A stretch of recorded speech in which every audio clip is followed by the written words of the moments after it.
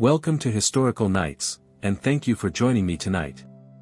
Wherever you are, whether in the quiet of your room or resting beneath soft blankets as evening settles, I invite you now to let the world slow down.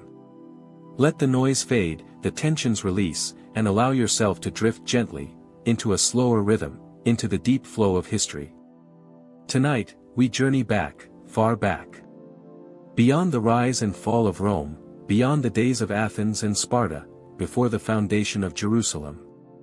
To a time when the great river Nile carved not just a land, but a civilization. Tonight, we explore the rise of ancient Egypt. A place where time moved with the flooding of a river, where kings became gods, and stone spoke louder than words. But we will not rush through conquests or dynasties. Instead, we will walk slowly, carefully, through the daily rhythms of a people who lived more than 5,000 years ago. Who farmed and prayed, dreamed and built, and left behind a legacy etched into the very bones of the earth. Our journey will unfold in 4 gentle segments. First, we'll immerse ourselves in daily life, what it felt like to wake beneath reed mats, to grind grain by hand, to live in the quiet shadow of the desert. Then, we'll follow a single thread of history, a life, or an event, that shaped the course of this remarkable civilization. After that, we'll explore mystery, archaeological glimpses into what lies beneath the sand, and into the beliefs that animated Egyptian thought. Finally, we'll look at the powerful and the privileged, the pharaohs and priests, the palaces and tombs, and how their world stood in contrast to those who built it. Oh, and if you're enjoying these stories, I'd really appreciate a like or subscribe. I am super curious where you're all listening from. So, drop a comment with your location and what time it is there. Always blows my mind how people are falling asleep to this all over the world. So now, lie back. Let your breath settle like the silt of the Nile. And together, let's begin. The air is still cool. The eastern sky, just beginning to soften into the palest hues of rose and gold. And the river, the eternal Nile, moves slowly, steadily, in its wide and gentle course. You stand on the edge of the village. The soil beneath your bare feet is soft with moisture. It smells faintly of silt and wild grasses, of the life-giving water that floods and recedes in a rhythm older than kings. This is not a world of monuments or battles. This is a world of rhythm. Of small moments. Of the sacred, embedded quietly in the everyday. Close your eyes. Listen. The village is waking. Life in early ancient Egypt, perhaps around 3000 BCE, is shaped by the sun. There are no clocks, no alarms, no rush. But there is certainty. The day begins when Ra, the sun god, lifts the light over the eastern horizon. In a modest mud brick home, a family stirs. The home is simple, 1 or 2 rooms, built of sun-dried brick, with a flat roof that will serve as a sleeping place on warmer nights. Inside, the air is cool, earthy. The scent of woven reed mats, ash from the cooking fire, and faintly sweet beer lingers. A woman rises first, quietly stepping outside. She stretches, her linen garment soft against her skin, her hair braided and scented with oil from lotus seeds or castor plant. She checks the grindstone, gathers herbs, inspects the jar of yesterday's beer. This is the rhythm of her life. There is no noise. Only birdsong, the bleat of a distant goat, the soft bray of donkeys still dozing in the shadows. Soon the children are up. Not with loud excitement, but with practiced familiarity. Their father, a field worker for one of the local landowners, or perhaps the temple, sits in the courtyard, rubbing sleep from his eyes. His body is strong but weathered. His hands thick with callus. His back bears the gentle curve of long days spent tending earth softened by the Nile. A small meal is prepared, flatbread, baked on hot stones the night before. A bit of cheese, a smear of honey if the bees were generous. Beer, served at room temperature, thick, yeasty, and nourishing. The youngest child receives a piece of date from a preserved cluster hanging from the rafters. It is a treat, and he savors it slowly, watching the flies buzz lazily in the sunlight. This moment, shared, quiet, without ceremony, will be repeated in some form across thousands of villages. Each one different. Each one the same. As the sun rises, the pace of life quickens, but only slightly. Men gather tools, sickles, baskets, hoes.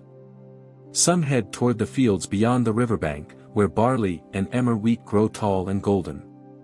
Others move to irrigation canals, digging, clearing, guiding the sacred water into channels that nourish the land. The shadowy, a simple counterweight lifting system, creaks rhythmically as water is drawn by hand. A slow, hypnotic motion. Children scatter, some following their parents to the fields, others tending to animals, goats, ducks, geese. The river provides more than water, it offers fish, reeds for weaving, clay for pots. Near the edge of the village, a potter spins his wheel beneath a shaded awning. His foot taps a slow pulse as his hands shape the vessel's smooth curve. Nearby, a weaver crouches low, threading dyed flax into a length of linen so fine it will be sold to a noble family. Her fingers are fast, practiced. She hums as she works. The same tune her mother once sang. The homes of this time are modest, yet lovingly tended. Floors swept clean with bundles of palm fronds. Walls coated with whitewash or decorated with simple painted motifs, spirals, reeds, small birds. Furnishings are sparse, wooden stools, reed mats, storage jars sealed with clay and bitumen.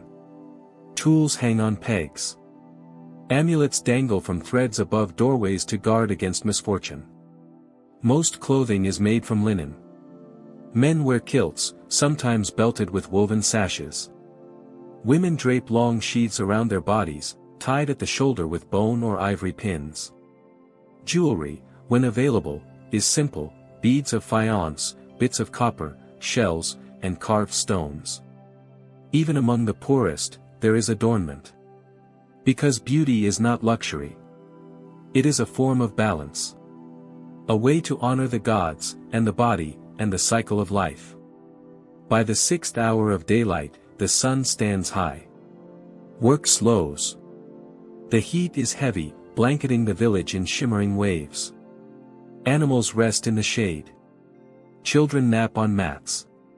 Even the bees fall still for a time. It is now that many return home for a second meal, larger, if the harvest has been good. Lentils, onions, perhaps a bit of roasted fish or duck. Figs, cucumbers, leeks. Bread dipped in oil or vinegar. A jug of water, covered with cloth to stay cool, sits in the corner. Sipped slowly, shared quietly. There is no rush. The sun will move on its own. A woman tends to her infant, nursing beneath a canopy. Another combs lice from her daughter's hair, a daily and necessary ritual. Across the road, an elder sits in the doorway, speaking softly to no one in particular. Perhaps to the gods. Perhaps to memory. Religion in ancient Egypt is not confined to temples. It is present in every gesture, every offering, every breeze. Small household altars stand in corners, dedicated to Bes, protector of the home, or Tauret, guardian of childbirth. Figures are made of clay, wood, or stone. Offerings of bread, salt, incense, and light are common. The gods are near, not distant. A boatman whispers a prayer to Hapi, spirit of the Nile, before pushing off at dusk. A young girl leaves lotus petals by a shrine for Hathor, goddess of love. A farmer touches the soil, murmurs to Osiris, god of the land and the dead. These acts are quiet, reflexive. They are not displays of piety, but part of the rhythm. A daily balancing of seen and unseen. As the sun sinks westward, a golden hush falls over the land. The workers return from the fields. Tools are rinsed. Hands scrubbed clean with sand. Children call to one another from rooftops. The cooking fire is lit, and its smoke curls into the sky like incense. A third meal, simple, shared. Laughter rises softly. A story is told, an old tale, repeated 100 times before, but still sweet with familiarity. The stars begin to emerge. Bright, still, watching. Above, the gods stir. When night comes in ancient Egypt, it is vast. It is not feared, but honored. Ra has passed into the underworld, to travel in his solar boat through the Duat. The dead stir in the land beyond. And the living, begin to dream. Families sleep on the roof under woven blankets. The wind is cool now. Somewhere nearby, a hyena calls out from the desert edge, and a dog responds with a short, sharp bark. But the village remains still. And in that stillness, peace. Dreams in this world are not meaningless. They are messages, guidance from the gods, warnings, omens, gifts. They are a place where time folds. Where the living may walk briefly with the dead. Where a field hand may dine with a king. Where a mother may speak again with the child she lost. So the day ends, gently. Without spectacle, without record. But within it, there is a quiet nobility. In the sweep of a broom. The shaping of a pot. The folding of hands in prayer. And tomorrow, it will begin again. The Nile will rise. The sun will return. And life, humble, patient, ancient, will continue. As you lie here, quiet in the present. Let your mind drift once more to that morning river. Let the smells return, the sweet earth, the smoke, the grain. Let the sounds soften, the reed flute, the creak of rope, the distant laughter of children. You are safe. You are warm. And the past is not far. It lives in the breath of the wind, in the shape of stars, in the rhythm of life that has never truly left us.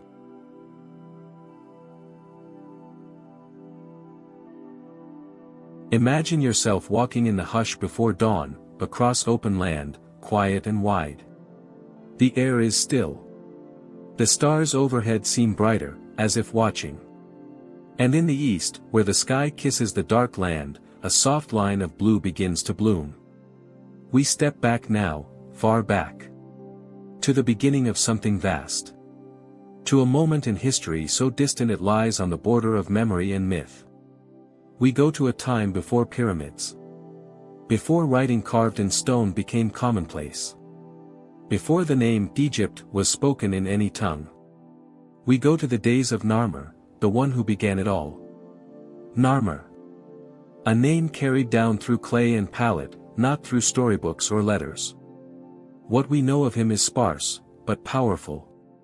We know him through the Narmer palette, a large ceremonial stone, carved with quiet precision.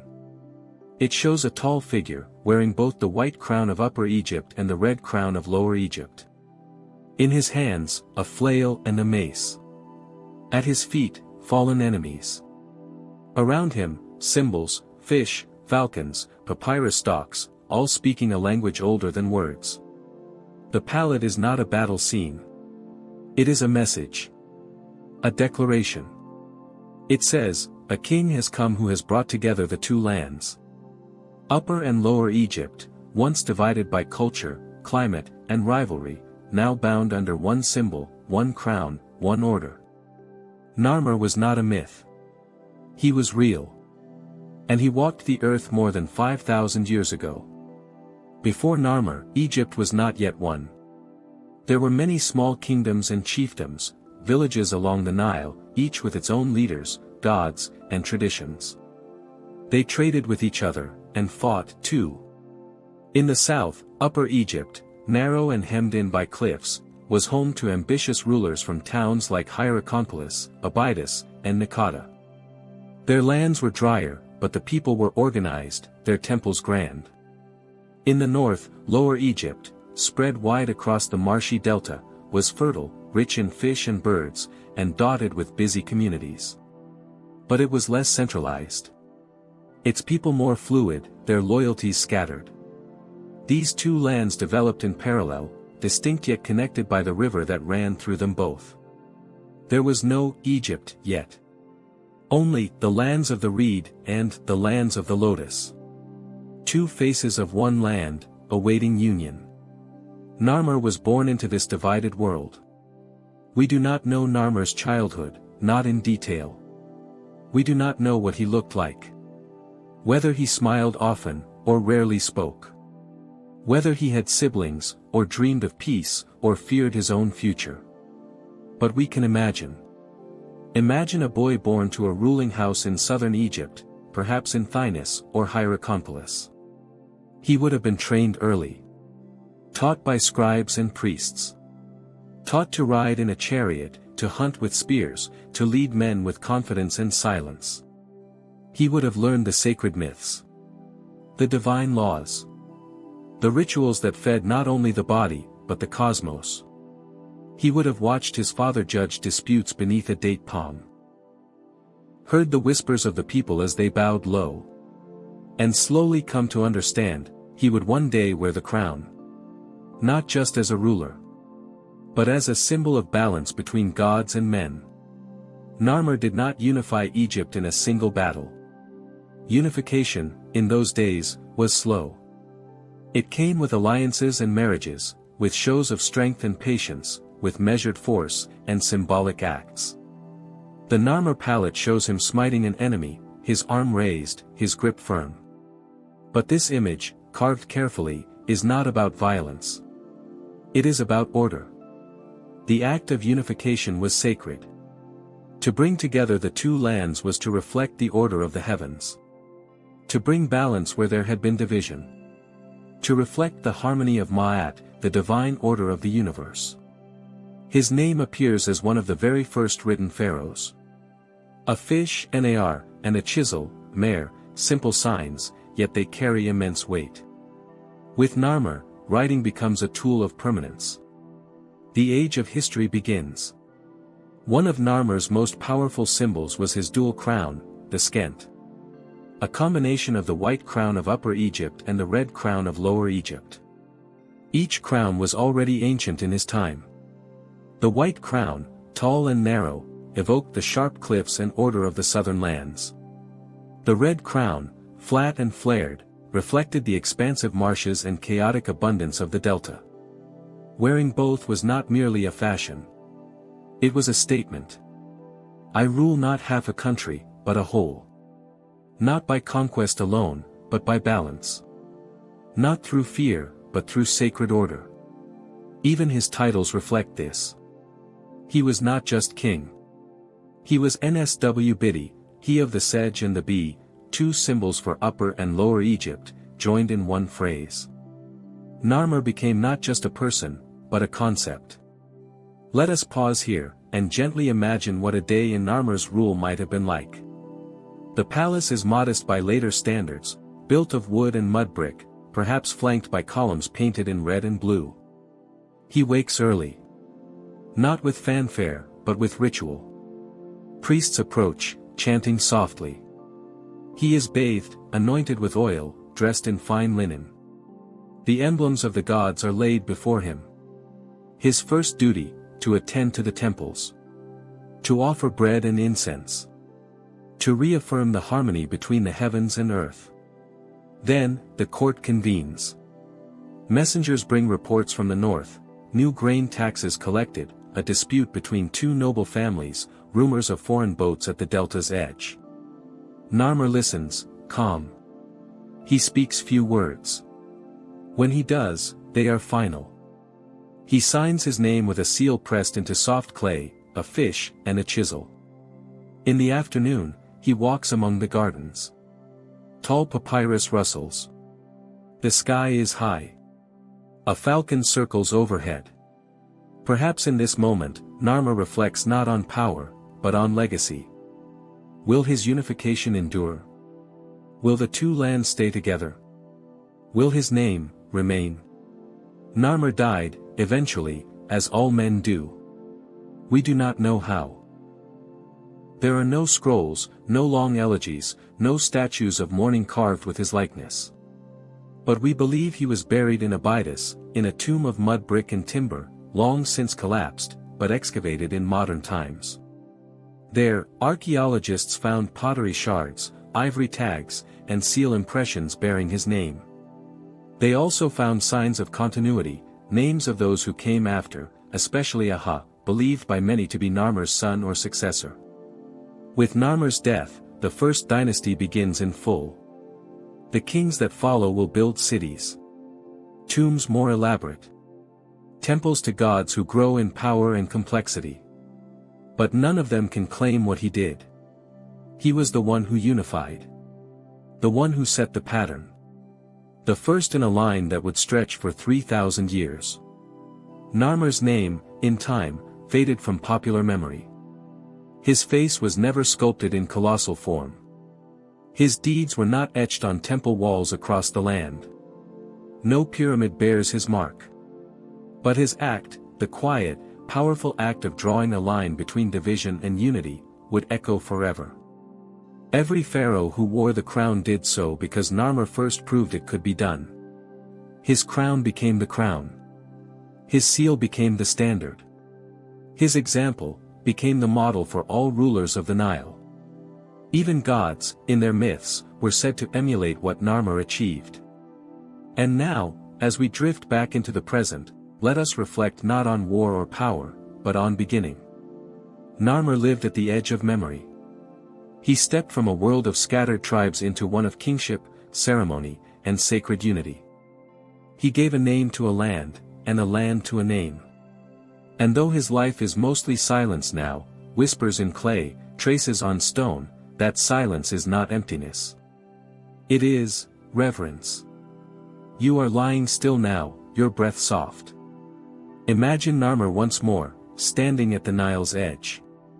Not as a warrior, but as a man. One who looked at a river and saw not a border, but a thread.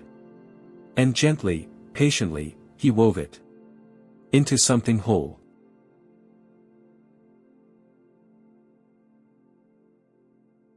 The desert sleeps beneath the moonlight. A silver silence, unbroken by wind. Soft shadows stretch across the dunes, and the ancient stones, half buried, half exposed, glow faintly in the night. Somewhere out there, beneath layers of drifting sand and time, someone carved a tomb.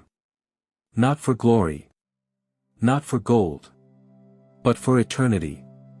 Tonight, we drift into the mysteries of the tomb builders.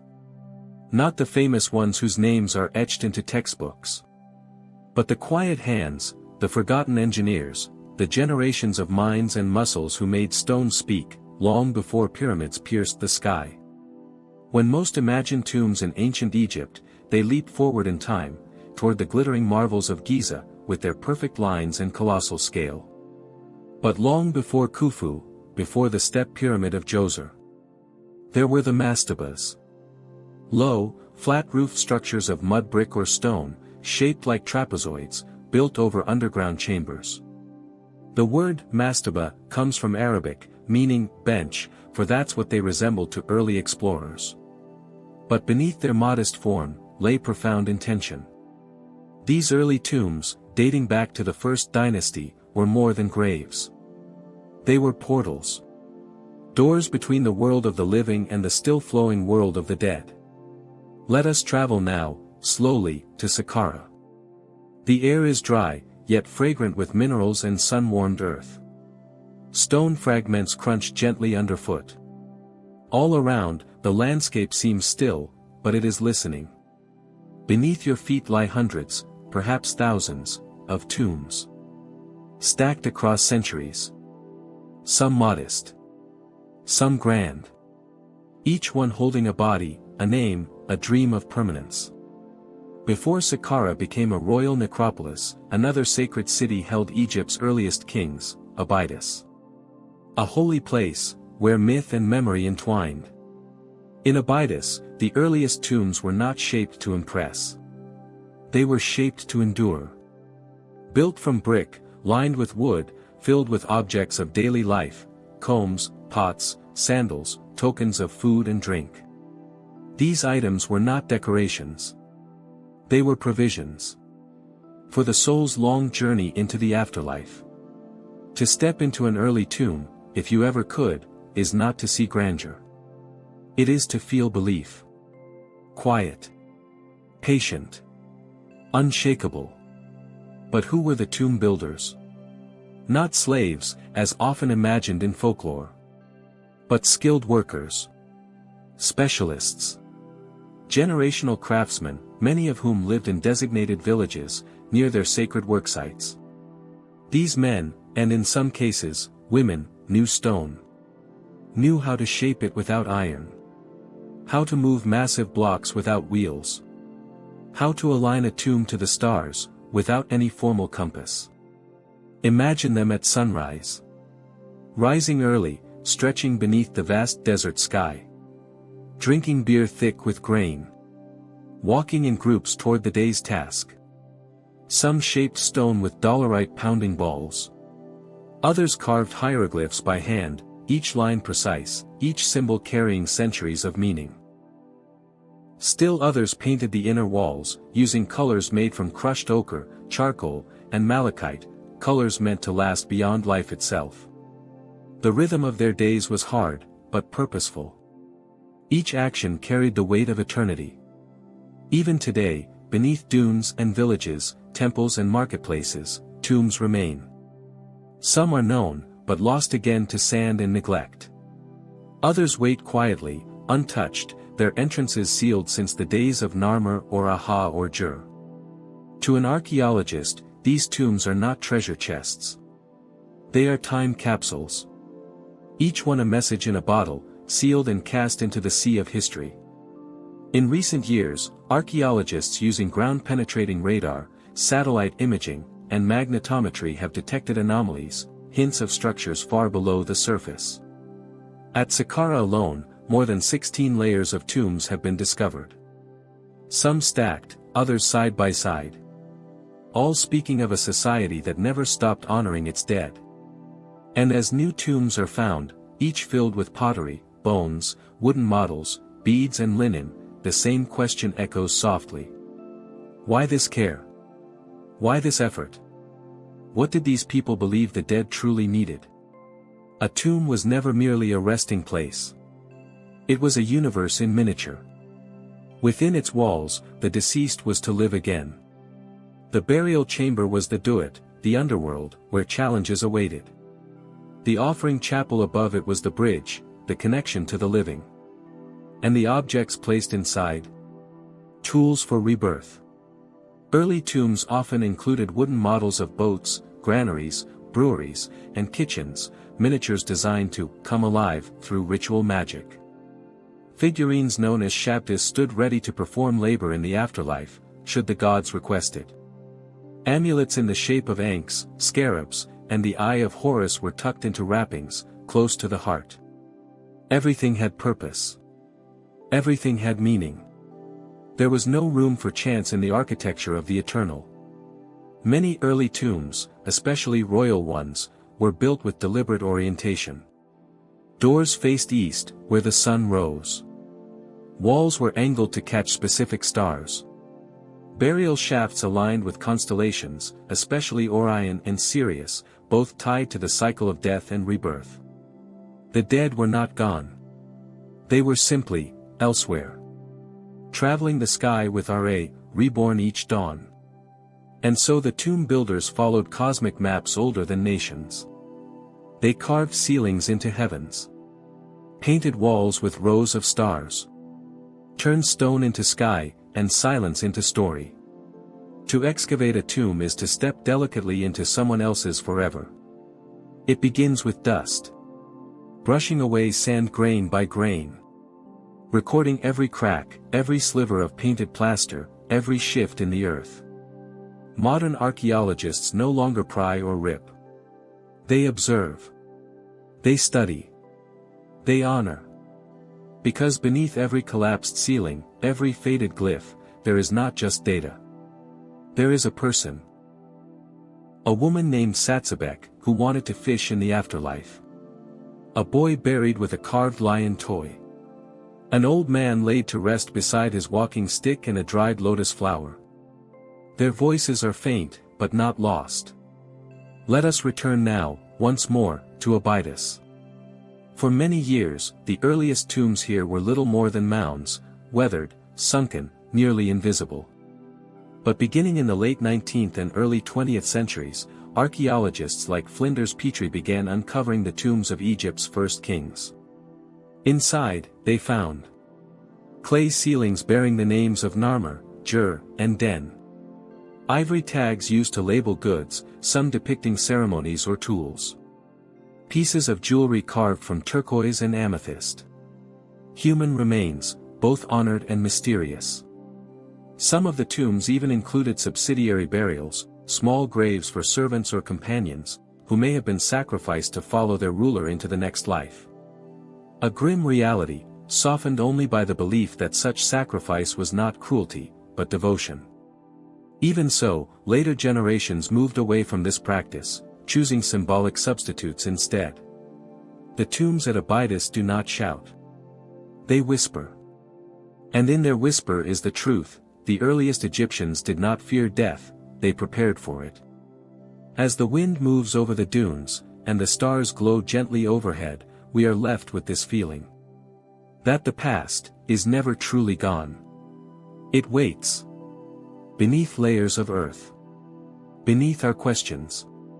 Beneath the surface of sleep itself. The tomb builders knew this. And so they built not for the moment, but for the return. And now. Let the sand settle. Let your thoughts become quiet. Let the stone rest in darkness, safe and unmoving. You are not alone in your stillness. You are in good company. Among those who labored with care. Who believed in balance. And who built not monuments, but memories carved in time.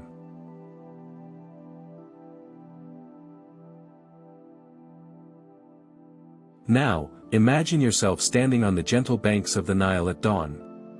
The river is calm, a ribbon of shimmering blue silk winding through earth and sky. The air is thick with the scent of moist soil and green reeds, softly alive with the calls of birds waking. Here, on one side, is the palace of the pharaoh, a world of stone, ceremony, and distant power. On the other side, the fields stretch wide, filled with farmers bent low beneath the sun's gentle glow. Two worlds. Two rhythms. Bound together by the river's slow song. Tonight, we walk quietly between these lives. We listen to their stories, side by side. The pharaoh of ancient Egypt was more than a king. He was the embodiment of Horus, the falcon god of the sky, protector of Egypt. Imagine a morning inside the palace. Heavy curtains of fine linen hang in place, moving softly with the breeze. Walls shimmer with painted frescoes, blue lapis lazuli skies, gold suns, and graceful lotus blossoms. The air smells faintly of incense, frankincense and myrrh, burned to honor the gods and to purify the space. The pharaoh rises slowly. He is wrapped in finely woven linen, cool and crisp. He is adorned with jewelry, gold bracelets etched with sacred symbols, a broad collar of beads that catch the light. Servants move quietly, offering bowls of fresh figs and pomegranates, sweet and firm. His day begins with ritual. Priests chant softly. Offerings are made at altars carved from alabaster. The pharaoh drinks water from the Nile itself, holy water, carrying the blessing of life. Though he is surrounded by luxury, the pharaoh's role is heavy. He must maintain Ma'at, the divine balance that holds Egypt together. Each decision ripples through the land like the river's current. He listens to the vizier's reports. Will the flood rise on time this year? Have the granaries been filled? Are the temples cared for? His voice is calm, steady. Not loud, not impatient. Measured. For if balance falters, chaos will creep in. Disease, famine, unrest. The pharaoh's duty is eternal vigilance. Every gesture here is significant.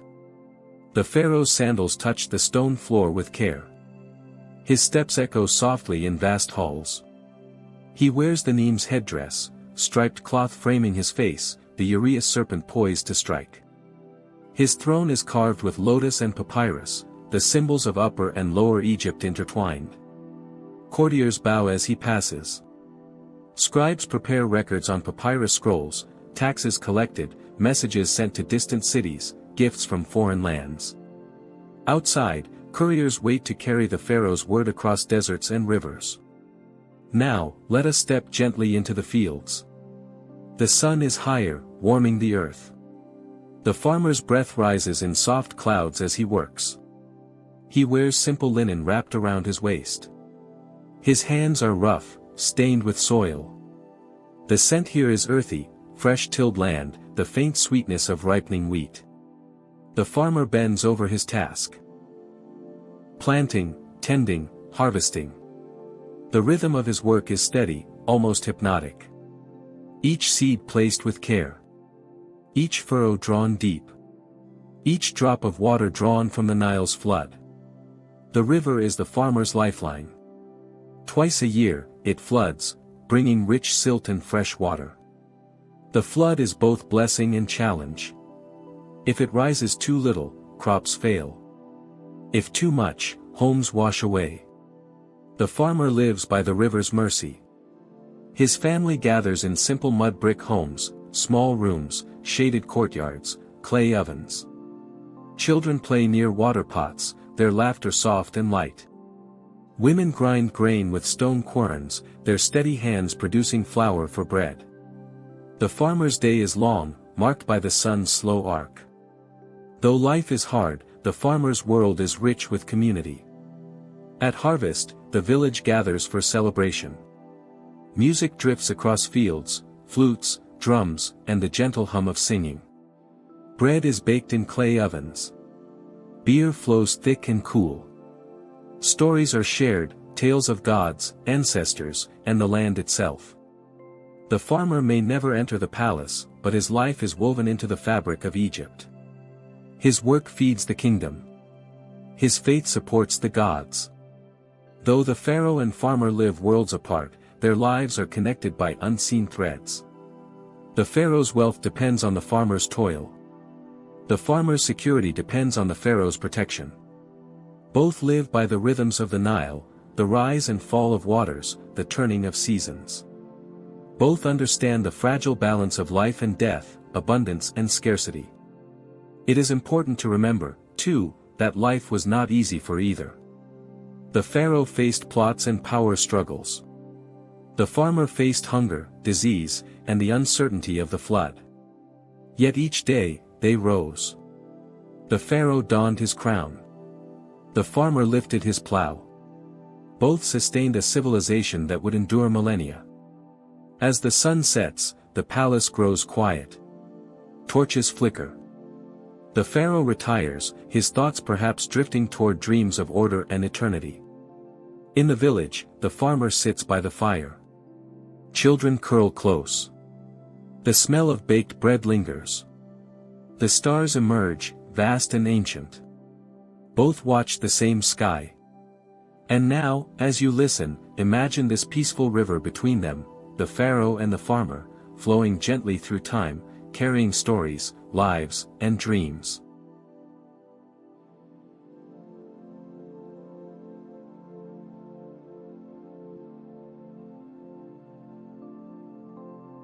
The stars are fully awake now. Above the Nile, they shimmer in quiet procession, as they have for thousands of years. The wind has softened. The day's last warmth has faded from the stone. And the land of Egypt sleeps, just as it has always done, beneath the weight and wonder of time. You are no longer walking through bustling markets or painted tombs. You are floating now, held in the slow current of memory, gently rocked by the rhythm of the past. Let us pause here, at the edge of sleep, to reflect. Egypt was never just pyramids and pharaohs. It was the sound of grain grinding at dawn. The hush of sandals over reed mats. The coolness of shadow behind mud brick walls. The steady flicker of oil lamps in the hush of night. It was a world built not only by kings, but by hands that shaped bread, that mended nets, that pressed pigment to plaster. It was a place where the divine lived not in distant heavens, but in the rising of the sun, the flowering of a lotus, the flooding of the river. Theirs was a rhythm deeply rooted, cyclical, seasonal, eternal. In our modern lives, time often feels hurried, pushed forward by clocks and deadlines, screens and noise. But in Egypt, time unfolded differently. The year turned with the Nile.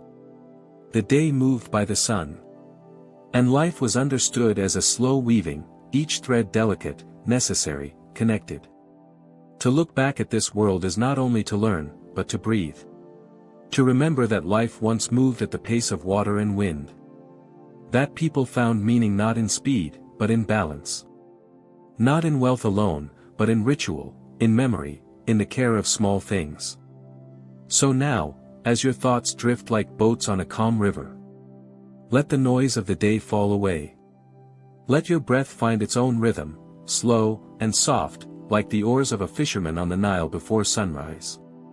You have walked through ancient homes and golden halls. You have felt the brush of time in the dust, the prayer in the stone, the hush in the tomb. And now, it is time to rest. Let the names of kings and the scent of lotus dissolve into quiet.